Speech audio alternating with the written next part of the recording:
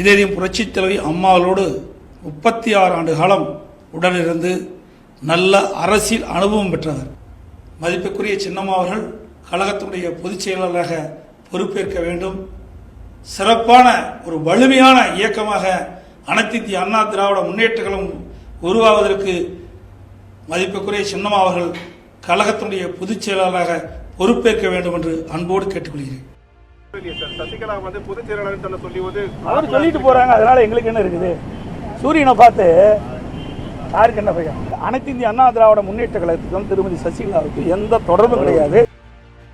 பார்புகள பாடிட பாண்டிய நாடு தந்திட்ட பாசமிகு பொக்கிஷம் அன்பு அண்ணன் OPS அவர்களுக்கும் ஒரு கண்ணில் தூசி விழ மறுகண்ணும் கலங்குவது போல, இடக்கரத்துக்கு இடையூறு என்றால் வழக்கரம் வந்து அதனை தடுப்பது போல, ஒரு தாய் வயிற்றிலே உதித்திடாவிட்டாலும் கழகம் என்கிற ஓர்கொடியில் ஒன்றாகி வந்த உடன்பிறப்புகள் நாம் என்னும் உணர்வுகளை 1.5 கோடி தொண்டர்களும் உருவாக்கி ஆட்சி கட்சி என்கிற அழகிய தேருக்கு அச்சாணியாக இருந்து வழிநடத்துகிற தமிழகத்தின் துணை முதலமைச்சர் அண்ணன் OPS அவர்களே,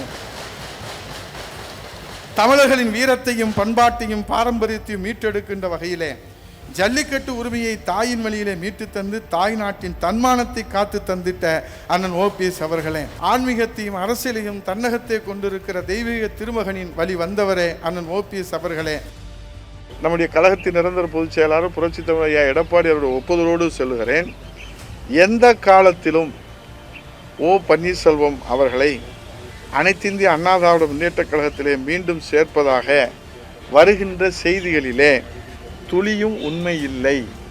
புரட்சி தலைவி அம்மா அவர்கள் ஆட்சி பொறுப்புக்கு இருந்த போதெல்லாம் ஒரு உயர்ந்த நிலையத்திலே புரட்சி தலைவி அம்மா அவர்கள் வைத்து முதலமைச்சராகவும் புரட்சி தலைவி அம்மா அவர்கள் மரியாதைக்குரிய பன்னீர்செல்வம் அவர்களை அமர்த்தி அழகு பார்த்தவர்.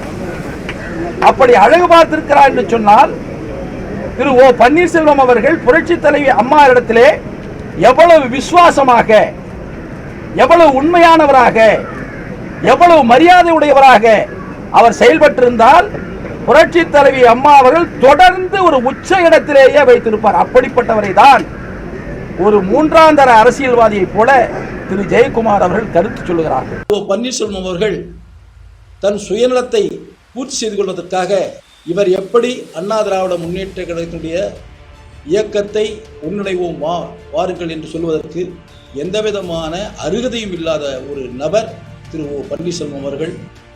சின்னம்மா என்றல்ல, எங்களுடைய அம்மா.